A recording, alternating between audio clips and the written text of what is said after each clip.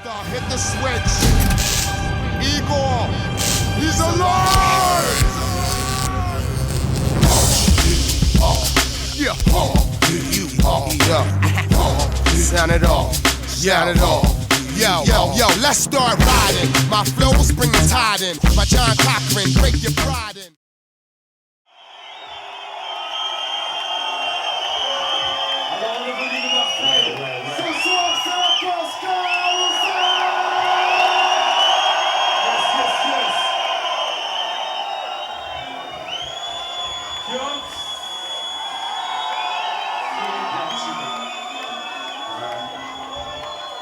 Ça va aller comme ça, Lausanne, ce soir. C'est la mèche et l'essence, pas région. Alors c'est quoi, c'est la mèche et l'essence?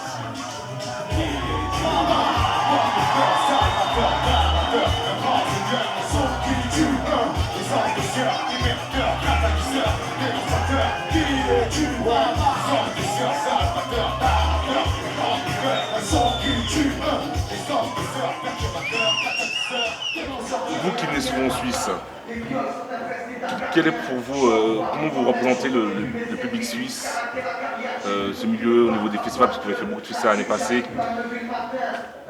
Nous, la Suisse, c'est pas, comme tu dis, ça fait longtemps qu'on vient, mais c'est pas nouveau pour nous. Donc, déjà à l'époque, ça fait un bon 10-15 ans à peu près. C'est ça. Quand on venait, déjà, il y avait un public énorme dans le domaine du break, déjà à la base. C'était énorme. À l'époque, on allait à la Coupole. Et donc déjà, c'était très présent. Le public hip-hop était déjà très présent. Et puis, on l'a vu évoluer au fur et à mesure. Et après, donc voilà. Comme Jou, il a des amis ici qui viennent voir souvent. Donc voilà, après... Mais c'est vrai que le lien il était facile très tôt pour nous ici parce que la même culture, parce que très tôt à Marseille il y a des gens qui sont allés à New York et très tôt en Suisse aussi il y a des gens qui sont partis vivre, qui sont allés vivre à New York, qui ont passé du temps à New York, qui sont imprégnés des bases de la culture hip-hop. Ce qui fait que quand on est arrivé ici, pour du moins le noyau dur de l'époque, c'est-à-dire Sens Unique, Extra Bass, toute la bande, tout le Lausanne Family quoi.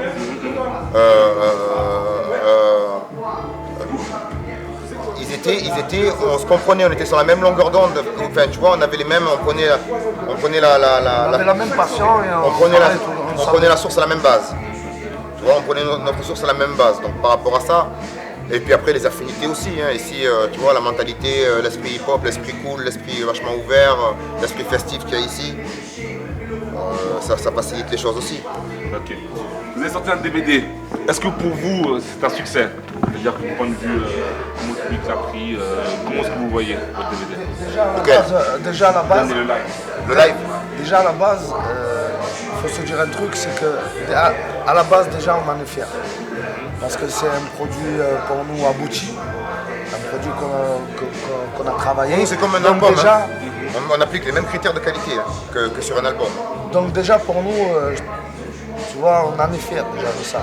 Après que ça marche, si ça marche pas, ben voilà, des fois il y a des trucs, on ne sait pas pourquoi ça marche et d'autres trucs moins. C'est pas ça qui fait notre fierté. Notre fierté, elle est dans le fait de le faire déjà à la base et de pouvoir sortir ce qu'on veut. Parce que déjà nous, on a des critères très stricts quand on est dans le domaine de l'art et on l'a toujours gardé. Et donc voilà, déjà à la base, quand on sort le produit, déjà on est fiers. Après maintenant, comme je t'ai dit, où ça marche pas, mais ça on ne peut pas le commander, tu vois ce que je veux te dire. Après le live DVD en lui-même, qu'il est vendu ou pas, ça c'est pas un souci. Ce qui est important, c'est que les concerts qui ont généré ce live soient un succès. Je pense que là-dessus, on n'a absolument rien à se reprocher, tant au niveau qualitatif qu'au niveau performance. Et aujourd'hui, quel rapport vous entretenez avec les homologues US, les Américains, tout ça? Ben écoute, nous, des rapports avec eux, c'est vrai qu'on en a ponctuellement. Lors de travail, on en attend un peu plus maintenant parce qu'il y a plus de contacts, technologie moderne aidant, les contacts se font peut-être plus facilement. Mais c'est vrai qu'on en parlait encore il n'y a pas longtemps, puisque nous on a des nouvelles de gens qui vont là-bas, qui vivent là-bas, où on rencontre par la musique des gens, les Américains eux-mêmes, quoi, qui sont. Et pour beaucoup de gens maintenant, par exemple sur New York, on sait que pour beaucoup de gens, Marseille c'est un pôle du hip-hop. Nous on ne demandait pas plus. Après réussir en tant qu'artiste là-bas, on sait qu'au bout d'un moment, les paroles seront une barrière pour eux, parce qu'ils n'ont pas l'ouverture d'esprit qu'on a en Europe. Mais cette reconnaissance-là, pour nous, surtout de la côte Est, pour nous... Ici en Suisse, on a beaucoup reçu Method Man Redman. Ouais, Est-ce que vous pensez un jour faire un live avec eux? ça serait vraiment le Fayadem. Il faudrait que ce soit des choses qui concordent, surtout ça serait surtout un problème de planning. Parce que déjà pour les avoir pour le morceau, c'était déjà une galère parce qu'ils étaient en tournage de How High 2, ils étaient en tournage l'autre de vidéo, l'autre d'un single, l'autre d'un machin, l'autre. Et il fallait nous trouver là-dedans, tu vois. Donc je pense que c'est deux énergumènes super occupés, mais j'avoue que ouais, faire une scène avec eux, ça serait pour nous, ça serait la cerise au-dessus de la cerise sur le gâteau. Tu vois. Ben, c'est obligé. Tu vois, c'est vraiment l'énergie qui dégage. Il y a et tout. une semaine et demie, il est descendu Méthode à Marseille. Et c'est monstrueux sur scène. Le mec, il est extraordinaire. Donc c'est sûr que, même pour nous, je pense que ce serait un autre défi. Parce que autant dans le disque, on a réussi à relever le défi. Et sur scène, je pense que ça peut être autre chose encore. Et pour nous, ce serait un autre défi. Donc, comme on est un peu sadique, on aime bien les défis. Comme le challenge, c'est un peu notre mode de fonctionnement. Ça ne nous gênerait pas autre mesure. Tu vois, donc ouais, c'est vrai, ce serait monstrueux. Hein. Mais bon, voilà, comme a dit Jo, pour réunir tout ce monde-là, c'est... Je crois, lors de jouer le free, je crois qu'il y a quelques années, il y en a un qui était là. Quand on était venu à l'Arena et on avait passé ça.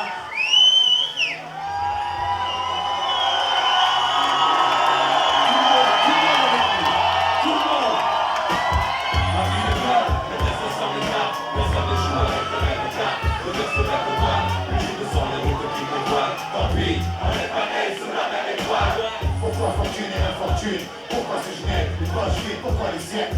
Plein de thunes. Pourquoi j'ai vu mon père en cycle partir travailler? MW la monnaie, mais une belle femme qui n'épouse pas les pauvres, sinon pourquoi? Si je la... Sans temps, pourquoi pour lui c'est cash et vacances? Pour moi c'est stade de foot, sans cash, sans filet, sans même une ligne blanche. Pourquoi pour lui c'est l'équitation? Pour moi les bastons, pour lui la coque, pour moi les flics passion. Je dois me débrouiller pour manger certains soirs. Et pourquoi lui se garde de son sur les de caviar? Certains restent dans les choux, d'autres dans la merde. Pourquoi ça pue autour de moi? Quoi? Pourquoi chez lui c'est des Noëls ensoleillés? Pourquoi chez moi le rêve est évincé, la lumière est évincée? Et lui apprend à des études poussées. Pourquoi j'ai pas assez d'argent pour acheter un livre de cahier? Pourquoi j'ai dû stopper les cours? Et pourquoi lui n'avait pas de fer à courir? Pourquoi j'ai dit le chaque jour? Pourquoi comment je plonge mes pas à sa tête? Pourquoi les caches d'acier, les caches dorées agissent à la haine? Son astre brillait plus que le mien sur la grande étoile. Pourquoi?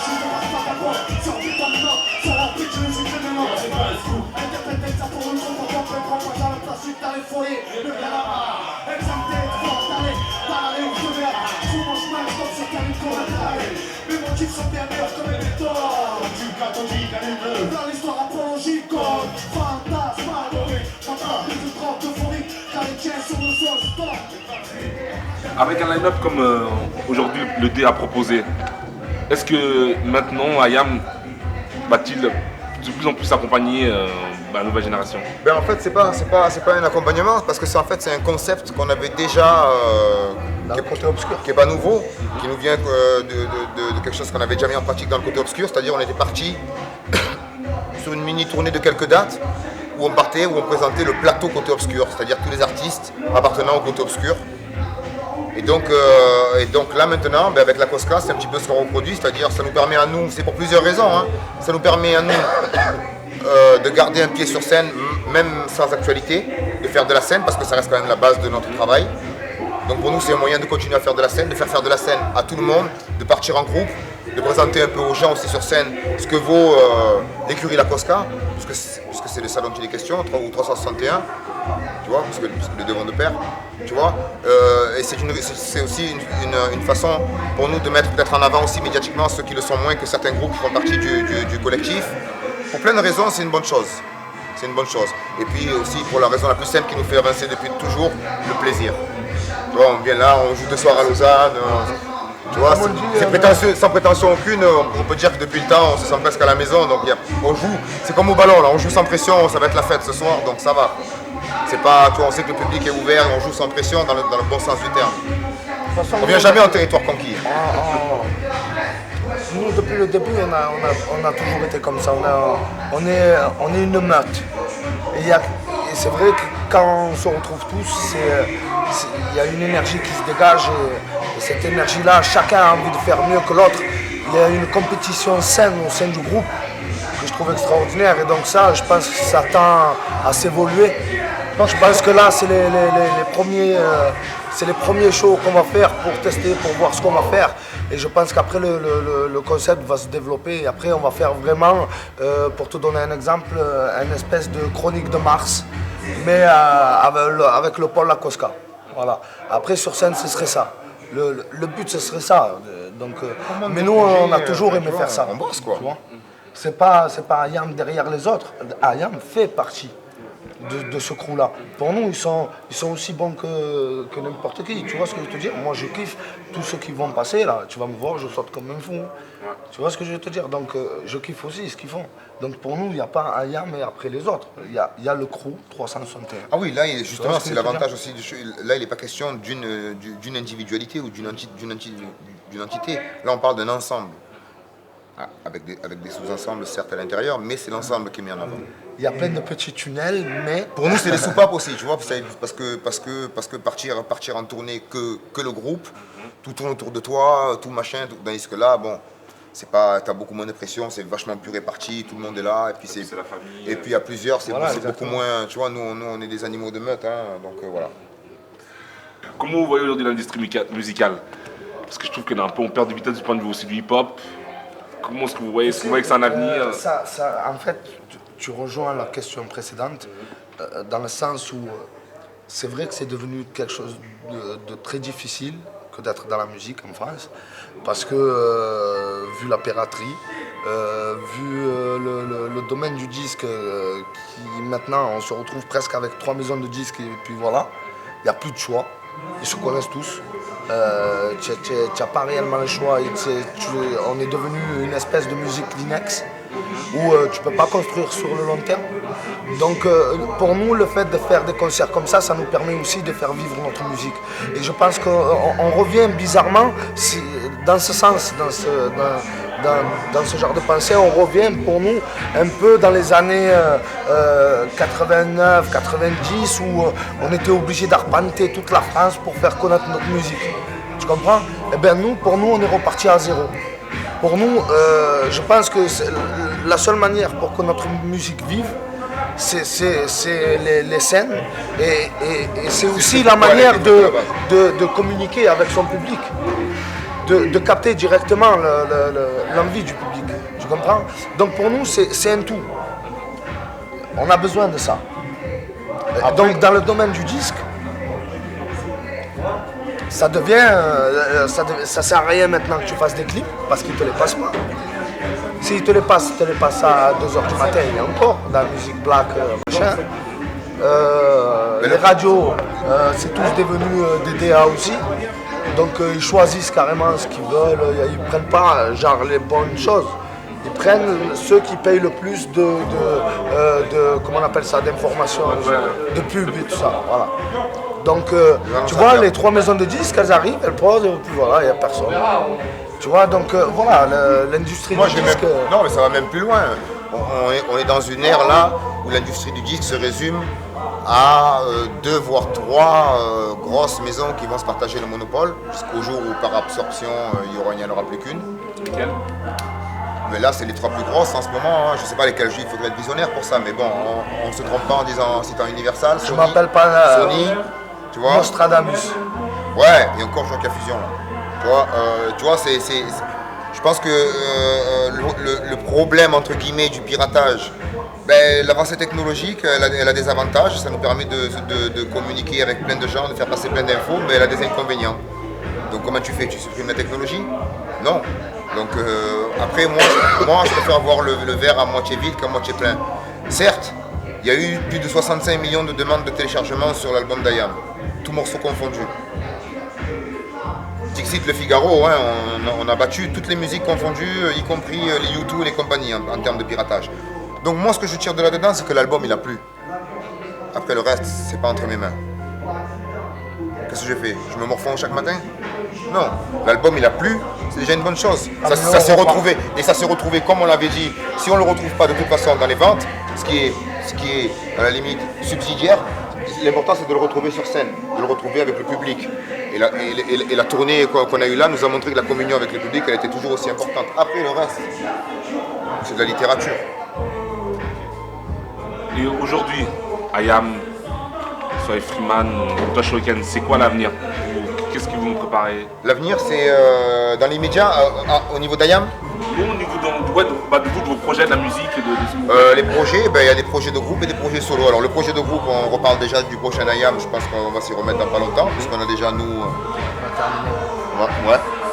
Dès que les projets solo seront terminés, moi j'ai mon album solo en même temps, comme je vais refaire des instrus qui repointe le bout de son nez.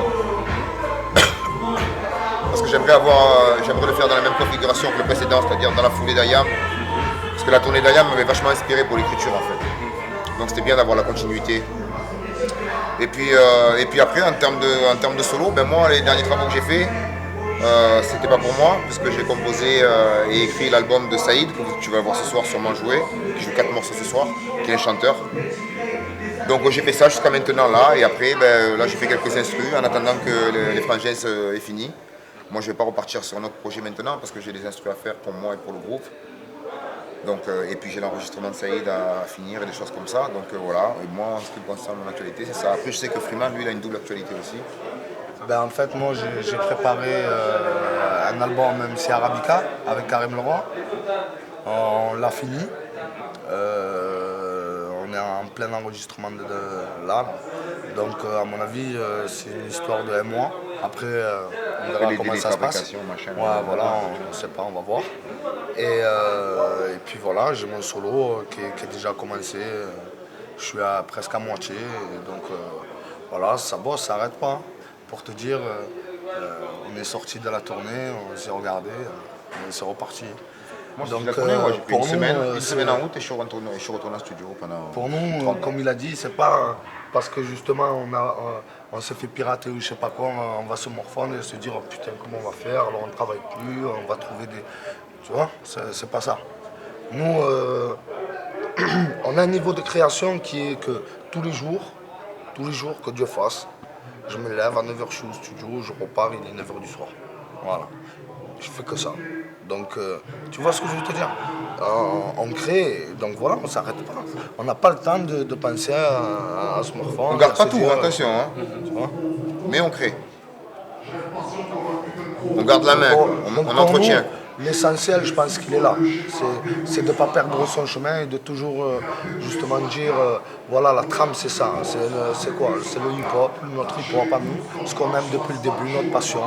On continue, on trace. Voilà. De toute façon, n'importe quelle forme d'art, dans n'importe quelle forme d'art, il y a toujours une démarche purement égoïste. Le seul critère de création que tu as quand tu crées, c'est le tien. Donc voilà, et on trace. Et puis, comme il dirait c'est le seul valable. Comme il dirait mon ami Gast, bip, bip, bip, bip. Et puis dernière question, pour les jeunes qui aimeraient se lancer dans le rap, qu'est-ce que vous avez à leur conseiller?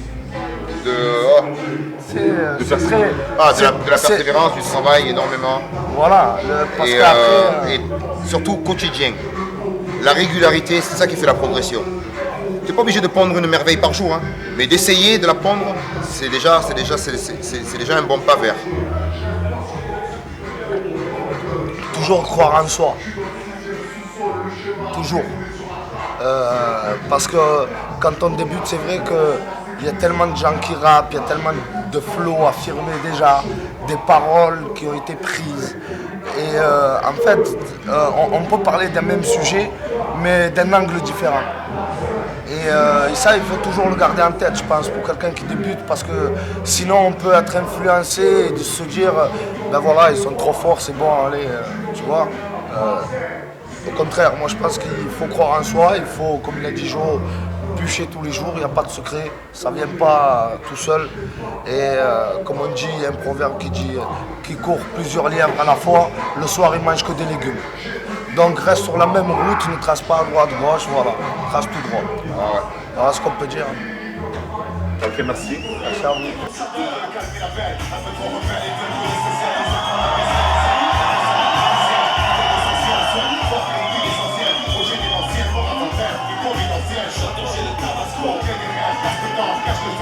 Pour le cerveau en passe pour un sentiment, une sensation, une folle d'émotion. Objet de question, pour rentrer sur une rose au milieu des charbons. On sent ce tsunami, celui qu'on maille, la foudre, la tomate, lumière, c'est l'envahit. La détonation qui fait crier, y'a la vie, la potion, la solution, on le sentit. L'évolution qui régénère les envies, la pensée, l'éruption, la potence, la fascination qui dans la créature, l'arrière génération, le chemin se poursuit.